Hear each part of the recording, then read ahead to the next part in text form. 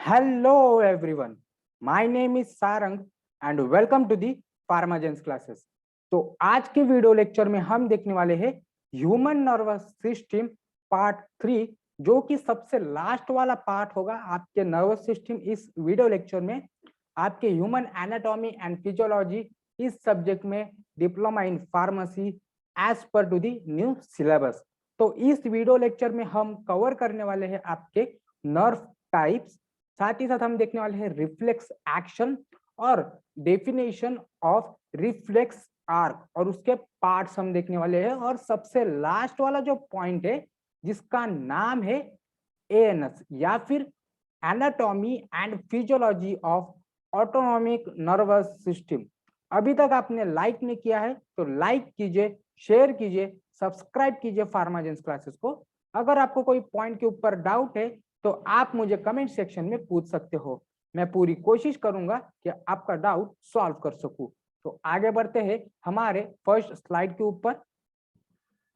तो सबसे पहला पॉइंट हम देखने वाले हैं what is mean by types of nerves. तो एक्चुअली 3 टाइप के नर्व्स होते हैं। तो सबसे पहला है आपका सेंसरी नर्व, उसके बाद है आपका मोटर नर्व और थर्ड नंबर का जिसका नाम है मिक्स नर्व। तो मोटर नर्व के बारे में हम देखेंगे। तो मोटर नर्व को हम इफरेंट नर्व भी बोलते हैं और साथ ही साथ इसको हम डिसेंडिंग नर्व्स भी बोलते हैं। These nerves convey impulses from the brain and spinal cord to the other parts of the body.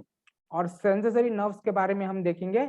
These nerves transmit impulses from the periphery to the body of the spinal cord and then to the brain where they are interpreted. तो motor nerve के बारे में हम देखेंगे। तो motor nerve एक ऐसा nerve है जो कि मोटर इंपल्स कैरी करता है आपके ब्रेन से लेके आपके इफेक्टर ऑर्गन तक। मतलब जो भी सेंसरी न्यूरॉन ने जो इंपल्स ब्रेन को भेजा है, जो ब्रेन इंटरप्रेट करने के बाद जो एक एक्शन लेने वाला है या फिर जो रिजल्टिंग एक्शन लेने वाला है, तो उसको कंडक्ट या फिर कन्वे करने का काम मोटर नर्व या फिर मोटर न्यूरॉन्स करते हैं। और जो सेंसरी न्यूरॉन के बारे में हम देखेंगे, तो जो भी इंटरनल एनवायरनमेंट और एक्सटर्नल एनवायरनमेंट में जो भी चेंजेस होते हैं, तो उसको एक स्टिमुलस की तरह सेंस करके और इसको इम्पल्स में कन्वर्ट करने के बाद आपको ब्रेन तक कंडक्ट करने के लिए सेंसरी न्यूरॉन या फिर सेंसरी नर्व का बहुत अहम रोल है। ये एक सेंसरी न्यूरॉन आपके सेंसरी इंपल्स को एक सेंस ऑर्गन से लेके आपके ब्रेन तक लेके जाता है वाया स्पाइनल कॉर्ड। उसके बाद हम देखेंगे next slide. They arise as a sense and terminate in the brain. और जो सबसे लास्ट वाला नर्व टाइप है जिसका नाम है मिक्स नर्व, तो उसके बारे में हम देखेंगे। In spinal cord the sensory nerves are arranged in the group called as a tract and are separated from the motor tracts. Outside the spinal cord, motor or afferent and efferent nerves are enclosed within the same tube of connective tissue and are termed as a mixed nerve. तो mix nerve के बारे में हम देखेंगे। वो देखो, जो sensory nerves है और जो मोटर नर्व है, इनके कैरेक्टरिस्टिक्स और इनके फंक्शन दोनों डिफरेंट है और दोनों में एक डिफरेंशियल क्वालिटी हमें दिखाई देती है। पर मिक्स नर्व में उसके कंपोजिशन के बारे में हम देखेंगे। तो मिक्स नर्व में सेंसरी नर्व्स भी है और साथ ही साथ मोटर नर्व्स भी है। और ये दोनों एक साथ इंटीग्रेशन में या फिर इंटरप्रिटेशन में काम करते हैं और एक एक्शन को एक रियलिटी में लाते हैं। और ये जो दोनों नर्व है, इन दोनों के ट्रैक्स अलग है, पर ये जो ट्यूब है या फिर जो एक मास ऑफ कनेक्टिव टिश्यू है, ट्यूब ऑफ कनेक्टिव टिश्यू है, जो इन दोनों नर्व्स को एक साथ लाते हैं। और इन्हीं दो नर्व्स को एक साथ लाने के बाद जो एक्शन या फिर जो फंक्शन परफॉर्म किए जाते हैं, तो वो function as a mix nerve से जाने जाते हैं। उसके बाद हम देखेंगे नेक्स्ट स्लाइड। अभी तक आपने लाइक नहीं किया है तो लाइक कीजिए, शेयर कीजिए, सब्सक्राइब कीजिए फार्माजेंस क्लासेस को। अगर आपको कोई पॉइंट के ऊपर डाउट है तो आप मुझे कमेंट सेक्शन में पूछ सकते हो, मैं पूरी कोशिश करूंगा कि आपका डाउट सॉल्व कर सकूं। तो उसके बाद हम देखेंगे what is mean by reflex action. So the reflex action is the most important function of the spinal cord. The reflex action is an immediate motor response to the sensory stimulus. It is totally independent of will या फिर involuntary reflex action भी हम इसको बोलते हैं। The structure which is responsible for the reflex action is known as reflex arc. Reflex arc is the functional unit of nervous system. तो reflex action को मैं एक एग्जांपल से बताना चाहूंगा। तो मान लीजिए जब बहुत ही गर्म पानी में आप अपना हाथ डालते हो, एक चेक करने के लिए कि कितना पानी गर्म है या फिर टेम्परेचर चेक करने के लिए, और जब आप पानी में हाथ डाल चुके हो तो आपको पता चलता है कि पानी पानी बहुत ही गर्म है, जिससे आपकी स्किन जल रही है। तो आप एक इंस्टेंट विड्रॉल लेते हो अपने हाथ का उस पानी से। तो उसी एक्शन को या फिर उसी इवेंट को हम रिफ्लेक्स एक्शन बोलते हैं। और यही जो रिफ्लेक्स एक्शन कौन परफॉर्म करता है, तो वो करता है आपका रिफ्लेक्स आर्क। तो reflex arc is the functional unit of our reflex action. तो रिफ्लेक्स आर्क को इतना फास्ट, इतना तेज और इतना इमीडिएट कैसे बनाता है, ये कोई दूसरा ऑर्गन नहीं है, ये आपके मोटर न्यूरॉन्स ही है या फिर मिक्स न्यूरॉन्स भी है, जिसके अंदर या फिर जिसको एक एक्स्ट्रा स्टेबिलिटी दे चुकी है एक इलेक्ट्रिकल इम्पल्स से और साथ ही साथ केमिकल इम्पल्स से। तो जिसके वजह से ये जो आपका रिफ्लेक्स आर्क है बहुत ही फास्ट, बहुत ही इमीडिएट और बहुत ही सेंसिटिव तरह बिहेव करता है। उसके बाद रिफ्लेक्स आर्क के हम पार्ट्स देखने वाले हैं। तो जो सबसे पहला पार्ट है जिसका नाम है रिसेप्टर। तो रिसेप्टर मतलब रिसेप्टर ऑर्गन या फिर एक ऐसा ऑर्गन, सेंस ऑर्गन, जो एक बदलाव होते हैं या फिर जो चेंजेस होते हैं आपके इंटरनल और एक्सटर्नल एनवायरनमेंट को, उनको सेंस करता है और उसको एक इम्पल्स या फिर एक स्टिमुलस में कन्वर्ट करके आपके सेंसरी न्यूरॉन को पास आउट करता है। उसके बाद जो सेकेंड पार्ट है रिफ्लेक्स आर्क का, जिसका नाम है सेंसरी न्यूरॉन।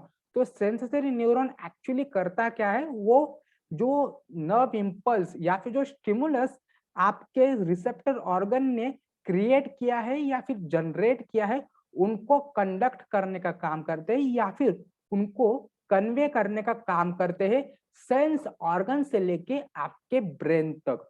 और उसके बाद जो थर्ड पार्ट है आपके रिफ्लेक्स आर्क का, जिसका नाम है कनेक्टर न्यूरॉन। तो कनेक्टर न्यूरॉन उसके नाम में ही उसका फंक्शन बताया हुआ है कि कनेक्टर ऑर्गन। ये जो न्यूरॉन है या फिर जो ऑर्गन है या फिर नर्व्स है, जो कि आपके सेंसरी न्यूरॉन को आपके ब्रेन से या फिर सेंसरी न्यूरॉन को आपके स्पाइनल कॉर्ड से कनेक्ट करता है। तो इसमें एक फंक्शन बताया गया है या फिर इसमें एक पॉइंट एक डिस्क्राइब किया है सिनेप्सिस का। मतलब सिनेप्सिस एक ऐसी जगह रहती है या फिर एक ऐसी स्पेस रहती है दो न्यूरॉन के बीच, जहां पे केमिकल इम्पल्सेस या फिर एक ऐसी जगह रहती है जहां पे जो केमिकल्स जनरेट किए गए रहते हैं आपके न्यूरॉन से, वो वहां पे पोर किए जाते हैं, जिसके वजह से जो सेंसरी न्यूरॉन ट्रांसमिट होते हैं या फिर मोटर न्यूरॉन या फिर मोटर इम्पल्सेस ट्रांसमिट होते हैं। उसके बाद हम देखेंगे नेक्स्ट स्लाइड। जो मोटर न्यूरॉन है उसके बाद जो सेकेंड लास्ट जो ऑर्गन है या फिर जो पार्ट है रिफ्लेक्स आर्क का, जिसका नाम है मोटर न्यूरॉन। तो मोटर न्यूरॉन एक्चुअली इसका फंक्शन मैं बताना चाहूंगा। जो कनेक्टर न्यूरॉन जो सेंस इम्पल्स कन्वे करता है आपके ब्रेन को तो ब्रेन उसको इंटरप्रेट करता है। इंटरप्रेट करने का मतलब उसको रीड करता है, उसको एनालाइज करता है और एक रिजल्ट पास आउट करता है कि हाँ ये एक्शन हो रही है, इसके वजह से मेरे बॉडी को इतना नुकसान हो रहा है या फिर इतना बैड इन्फ्लुएंस पड़ रहा है जिसके वजह से मुझे ये एक्शन लेनी पड़ेगी। जैसे कि जो एग्जांपल मैंने आपको बताया है कि जब आप अपना हाथ किसी बहुत ही गर्म पानी में डालते हो तो आपकी स्किन जलती है, तो आपके ब्रेन को पता चलती है कि स्किन जल रही है या फिर जो पेन हो रहा है उस पानी के वजह से वो बहुत ही अनबियरेबल है। तो आपका ब्रेन एक इम्पल्स कंडक्ट करेगा वाया मोटर न्यूरॉन आपके इफेक्टर ऑर्गन को, मतलब आपके हाथ को ये इम्पल्स भेजा कि आप अपना हाथ पीछे लो या फिर बैक थ्रू हो जाओ, जिसकी वजह से आपकी स्किन नहीं जलेगी और जो पेन है वो कम हो जाएगा। तो यही जो इम्पल्स है ब्रेन से लेके इफेक्टर ऑर्गन तक उसको कंडक्ट करने का काम मोटर न्यूरॉन करता है। और जो इफेक्टर ऑर्गन है वो वही करता है जो आपका ब्रेन आपको बताता है या फिर जो उस ऑर्गन को बताता है, जिसके वजह से उस ऑर्गन को या फिर आपके बॉडी को जो लॉस होने वाला था वो कम होता है या फिर नहीं होता है। तो एक नटशेल में मैं आपको बताना चाहूंगा कि रिफ्लेक्स आर के पार्ट्स क्या होते हैं।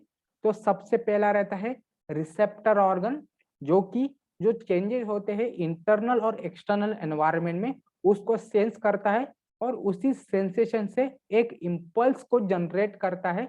उसके बाद आता है आपका सेंसरी न्यूरॉन, जो कि कंडक्ट करता है इम्पल्स को आपके सेंस ऑर्गन से लेके या फिर जो रिसेप्टर ऑर्गन से आपके ब्रेन को या फिर स्पाइनल कॉर्ड को। उसके बाद है कनेक्टर न्यूरॉन, जो कि कनेक्ट करने का काम करता है आपके सेंसरी न्यूरॉन को आपके ब्रेन के साथ। उसके बाद जो फोर्थ नंबर का पार्ट है जिसका नाम है मोटर न्यूरॉन, जो कि जो एक रिजल्ट एक्शन या फिर रिजल्टिंग एक्शन जो ब्रेन ने डिसाइड किया है उसको कन्वे करने का काम आपका मोटर न्यूरॉन करता है। और जो सबसे लास्ट वाला पार्ट है रिफ्लेक्स आर्क का, जिसका नाम है इफेक्टर ऑर्गन, जो कि एक एक्शन परफॉर्म करता है जिसके वजह से जो लॉस होने वाला था आपके बॉडी को या फिर जो किसी स्पेसिफिक पार्ट को वो कम होता है या फिर बच जाते हैं। उसके बाद हम देखेंगे नेक्स्ट स्लाइड। उसके बाद हम देखेंगे जो सबसे लास्ट वाला पॉइंट है ऑटोनॉमिक नर्वस सिस्टम, इसकी एनाटॉमी और इसकी फिजियोलॉजी के बारे में हम देखेंगे। द ऑटोनॉमिक नर्वस सिस्टम और involuntary nervous system controls the function of the body which carries out automatically. This part of nervous system controls the activity of the smooth muscles, cardiac muscles, and glands. It controls the internal environment without conscious control. It is semi-independent in function, thus it is autonomic, but it is partially controlled by cerebral cortex, medulla oblongata, and hypothalamus. तो autonomic nervous system के बारे में हम देखेंगे। तो autonomic nervous system, जिसको हम involuntary nervous system भी बोलते हैं, जो एक ऐसे पार्ट है आपके पूरे नर्वस सिस्टम में जो आपके इंटरनल एनवायरनमेंट को या फिर जो एक्शन मेटाबॉलिज्म होती रहती है आपके बॉडी के अंदर उसको कंट्रोल करता है। जैसे कि आपका रेस्पिरेशन हो गया, आपकी थिंकिंग हो गई, आपकी सलेवरी सिक्रीशन हो गया, आपके जो ग्लैंड्स के अंदर जो हार्मोन्स या फिर जो एंजाइम्स सिक्रीट करते हैं, तो वो सिक्रीट करने का काम आपका ऑटोनॉमिक नर्वस सिस्टम करता है। उसको सिक्रीट करते हैं या फिर उसको रेगुलेट भी करते हैं। मतलब मान लीजिए आपको प्यास बहुत ज्यादा लग रही है, एक एग्जांपल की बात, एक आदमी को प्यास बहुत ज्यादा लग रही है जिसके वजह से उसका पूरा मुंह सूख चुका है, तो ऑटोनॉमिक नर्वस सिस्टम आपके सलेवरी ग्लैंड को ये इम्पल्स सेंड करेगा कि आप ये जो मुंह है बहुत सूख रहा है उसको गीला रखना या फिर उसको डिहाइड्रेशन से बचने के लिए आपको बहुत ज्यादा सलाइवा सीक्रेट करना पड़ेगा, जिसके वजह से एक जो सनस्ट्रोक या फिर डिहाइड्रेशन का शिकार वो आदमी ना हो सके। और ये जो सेमी इंडिपेंडेंट इन फंक्शन है, मतलब आधा ऑटोनॉमिक नर्वस सिस्टम कॉन्शियसली काम करता है, मतलब अपने आप काम करता है, और जो आधा ऑटोनॉमिक नर्वस सिस्टम है वो आपके मेडुला ऑब्लंगेटा, सेरेब्रल कॉर्टेक्स और हाइपोथैलेमस सीक्रेट करता है या फिर रेगुलेट करता है। उसके बाद हम देखेंगे next slide, synapse and neurotransmitters. उसके बाद सिनैप्स की डेफिनेशन हम देखेंगे, the gap between nerve ending of one neuron and dendrites of another neuron is known as synapse. It is a point at which nerve impulse pass from one end to another end is known as synapse. और जो neurotransmitter के बारे में हम देखेंगे, when nerve impulse reach the endings, a chemical substance is released which stimulates the next neuron. These chemical substances which are released at synapse are known as neurotransmitter.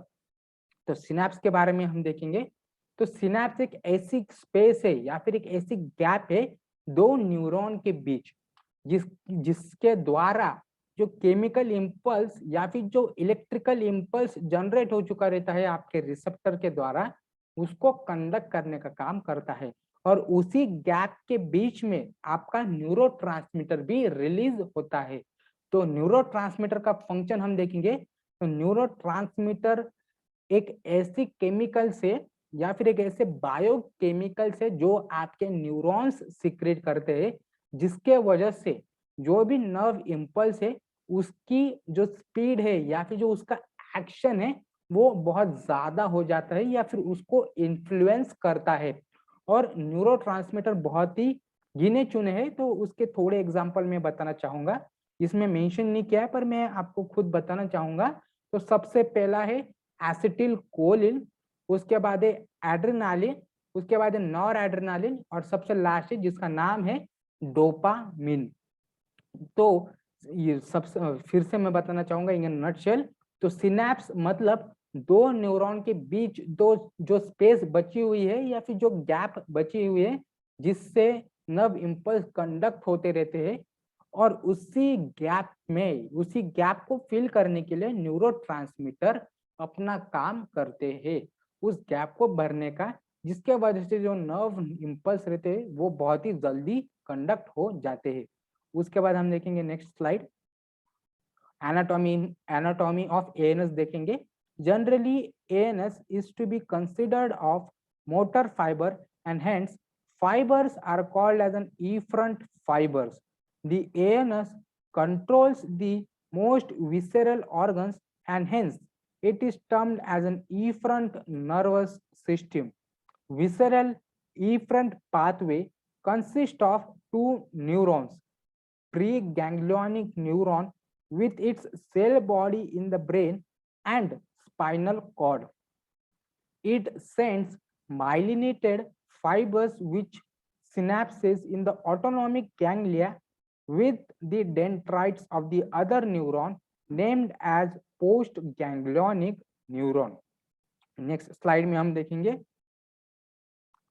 the preganglionic and postganglionic neuron works together to convey the impulse from the brain and the spinal cord to the visceral organ.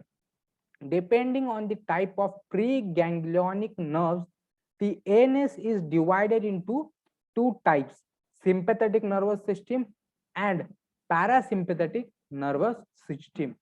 The sympathetic nervous system, they are present in the lateral gray horns of thoracic and lumbar segments, or parasympathetic nervous system is present in the third, fourth, fifth cranial nerves and the lateral gray horns of sacral segment. तो इसके anatomy के बारे में मैं बताना चाहूंगा। तो जो ऑटोनॉमिक नर्वस सिस्टम है उसमें एक्चुअली दो मेजर टाइप के नर्व्स है। तो सबसे पहला है प्री गैंग्लियोनिक नर्व और सेकंड है पोस्ट गैंग्लियोनिक नर्व। प्री मतलब जो आपके ब्रेन के पास जो नर्व्स है उसको हम प्री गैंग्लियोनिक नर्व्स बोलते हैं, और जो ऐसे नर्व्स जो आपके इफेक्टर ऑर्गन के पास है उसको हम पोस्ट गैंग्लियोनिक नर्व्स बोलते हैं। और depending on the pre ganglionic nerves, मतलब जो एक मेजर क्लासिफिकेशन है उसका सब क्लासिफिकेशन हम देखने वाले हैं प्री गैंग्लियोनिक नर्व्स का, जिसका नाम है सिंपैथेटिक नर्वस सिस्टम और पैरासिम्पैथेटिक नर्वस सिस्टम। तो सिंपैथेटिक नर्वस सिस्टम कौन से पार्ट में या फिर कौन से बॉडी पार्ट में स्प्रेडेड है, तो वो आपके लैटरल ग्रे हॉर्न्स, जिसके बारे में हमने डिस्कस किया है हमारे सेकेंड पार्ट में स्पाइनल कॉर्ड के बारे में, या स्पाइनल कॉर्ड उस टॉपिक में लैटरल ग्रे हॉर्न्स में इसका प्रेजेंट है। और साथ ही साथ आपके थोरैसिक और लंबार एरिया में प्रेजेंट है। और जो पैरासिम्पैथेटिक नर्व्स है वो आपके cranial nerves, basically cranial nerves में प्रेजेंट है और आपके सैक्रल सेगमेंट के अंदर भी प्रेजेंट है। तो सिंपैथेटिक नर्वस सिस्टम आपके थोरैसिक और लंबार सेगमेंट्स या फिर लंबार सिस्टम में प्रेजेंट है, एरियाज में प्रेजेंट है। और जो पैरासिम्पैथेटिक नर्वस सिस्टम है वो मोस्टली आपके क्रेनियल नर्व्स और आपके जो सैक्रल सेगमेंट या फिर सैक्रल एरियाज है वहां पे स्प्रेड हो चुके हैं। उसके बाद हम देखेंगे next slide. Each pre ganglionic nerve fibres of sympathetic division synapse with several post ganglionic fibers in the autonomic prevertebral paraganglion and post ganglionic fibers which passes into visceral organ। अभी तक आपने लाइक नहीं किया है तो like कीजिए, share कीजिए, subscribe कीजिए फार्माजेंस क्लासेस को। अगर आपको कोई पॉइंट के ऊपर डाउट है तो आप मुझे कमेंट सेक्शन में पूछ सकते हो, मैं पूरी कोशिश करूंगा कि आपका डाउट सॉल्व कर सकूं। और साथ ही साथ मैंने डिस्क्रिप्शन बॉक्स में आपके लिए टाइम स्टैम्प्स दिए हुए हैं। अगर आपको स्पेसिफिक पॉइंट के ऊपर ही जंप करना है या फिर उसी स्पेसिफिक पॉइंट के ऊपर ही जानना है तो आप उस पॉइंट के ऊपर क्लिक करके अपना टाइम सेव कर सकते हो। उसके बाद हम देखेंगे next slide, the physiology of ANS. The neurotransmitter are the substances which are released at the synapse in ANS by the axons of the neuron. They are also released at the point of contact with the effector organ. On the basis of transmitter produced, the autonomic fibers are classified as cholinergic or adrenergic. Cholinergic fibers release acetylcholine, a neurotransmitter at all sympathetic and parasympathetic preganglionic fiber. All parasympathetic postganglionic fibers and few sympathetic postganglionic fibers। तो इसका एक short में बताना चाहूंगा कि जो neurotransmitter है या फिर जो जब न्यूरोट्रांसमीटर की जरूरत पड़ती है तो तभी वो रिलीज होता है, और जितनी अमाउंट की जो एक नीड रहती है या फिर डिमांड रहती है वही या फिर उतने ही अमाउंट की रिलीज होता है आपका न्यूरोट्रांसमीटर। और जो बेसिकली आपके pre ganglionic sympathetic nervous system में कौन सा न्यूरोट्रांसमीटर रिलीज होता है, वो होता है आपका एसिटिलकोलिन, जो कि एक ऐसा एंजाइम है या फिर एक ऐसा न्यूरोट्रांसमीटर है जो आपके फ्राइट, फ्लाइट और फ्राइट में मदद करता है। मतलब ये एक टाइप का इमरजेंसी एंजाइम भी हम उसको बोलते हैं। उसके बाद हम नेक्स्ट देखेंगे, दी एड्रेनर्जिक फाइबर्स रिलीज नॉरएपिनेफ्रिन, जिसको हम नॉर एड्रेनालिन भी बोलते हैं। नॉरएपिनेफ्रिन को हम नॉर एड्रेनालिन भी बोलते हैं। The most post ganglionic fibres at the sympathetic division. The effects associated with the neurotransmitter depend upon the type of postsynaptic receptor। तो दो कोलिनर्जिक रिसेप्टर्स रहते हैं, मतलब एक ऐसे एरियाज रहते हैं आपके सिनेप्स के अंदर जहां पे ये न्यूरोट्रांसमीटर बाइंड होते हैं और एक रिक्वायर्ड या फिर डिजायर्ड एक्शन लाते हैं या फिर इन्फ्लुएंस करते हैं। तो कोलिनर्जिक जो रिसेप्टर्स रहते हैं, जो हमने रिफ्लेक्स आर्क में पढ़ा हुआ है, वो रिसेप्टर अलग और कोलिनर्जिक रिसेप्टर ये अलग है। हालांकि उनके नाम सेम है और उसके फंक्शंस अलग है। जो रिसेप्टर्स या फिर जो रिसेप्टर ऑर्गन्स हमने पढ़े हुए थे हमारे रिफ्लेक्स आर्क में, वो मेनली आपके सेंस ऑर्गन को दर्शाता है। तो सेंस ऑर्गन्स मतलब आपका स्किन, नाक, आईज, माउथ, टंग और ईयर, ये जो 5 ऑर्गन है या फिर सेंस ऑर्गन है, इसको दर्शाता है आपका रिसेप्टर ऑर्गन, जो कि हमने रिफ्लेक्स आर्क में बताया था। और जो कोलिनर्जिक रिसेप्टर्स है, तो ये एक ऐसा एरिया रहता है आपके सिनेप्स के बीच में। सिनेप्स मतलब जो गैप दो न्यूरॉन के बीच में, उसके अंदर जो पार्ट रहता है या फिर जो रिसेप्टर्स प्रेजेंट रहते हैं, जिसको हम कोलिनर्जिक रिसेप्टर्स बोलते हैं। तो उस रिसेप्टर में कौन सा न्यूरोट्रांसमीटर बाइंड होता है या फिर बाइंड होना चाहिए, तो इसमें इसके ऊपर भी एक बहुत बड़ी डिफरेंट फिजियोलॉजी है। तो जो कोलिनर्जिक रिसेप्टर है, उसके 2 टाइप के पार्ट्स है या फिर उसके टाइप्स है। तो सबसे पहला है निकोटिनिक रिसेप्टर और सेकंड है मस्कैरेनिक रिसेप्टर। तो जो निकोटिनिक रिसेप्टर का जो फंक्शन से या फिर जो एक्शन लाता है, जब निकोटिनिक रिसेप्टर के ऊपर कोई न्यूरोट्रांसमीटर बाइंड होता है, तो वो कौन सा फंक्शंस लाते हैं, तो वो ऐसे फंक्शंस लाते हैं जो कि आपके एल्कोलॉइड निकोटीन से रिसेंबल करता है। और जो मस्कैरेनिक रिसेप्टर है, उसके भी सब टाइप है।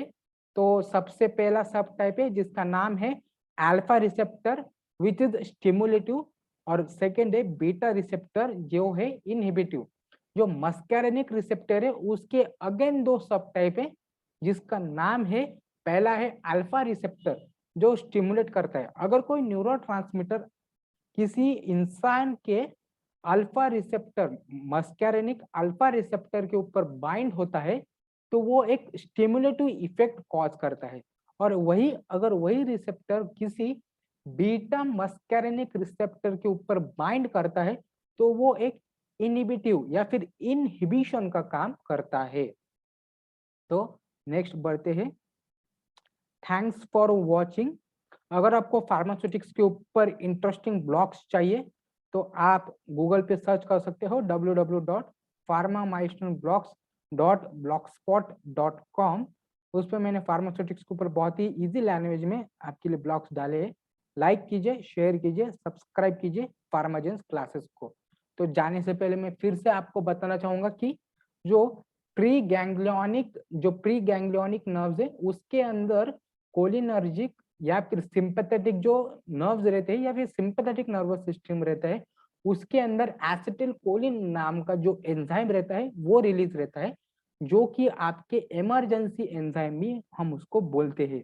और जो पोस्ट गैंग्लियोनिक न्यूरॉन्स रहते हैं या फिर नर्व्स रहते हैं, उसके अंदर एक्चुअली 2 टाइप के नर्व्स प्रेजेंट रहते हैं या फिर कोलिनर्जिक रिसेप्टर रहते हैं, डिपेंडिंग अपॉन द रिसेप्टर। तो सबसे पहला रहता है निकोटिनिक रिसेप्टर, जो कि रिसेंबल करता है निकोटिनिक अल्कोलॉइड से। मतलब जो निकोटिन अल्कोलॉइड खाने के बाद जो इफेक्ट हमें होता है, वैसा ही इफेक्ट ए निकोटिनिक रिसेप्टर के ऊपर न्यूरोट्रांसमीटर बाइंड होने के बाद होता है। और जो सेकेंड है मस्कैरेनिक रिसेप्टर, उसमें अगेन 2 सब टाइप है, अल्फा रिसेप्टर और beta receptor. Alpha receptor stimulation cause करता है और बीटा रिसेप्टर इनहिबिशन कॉज करता है। Thank you.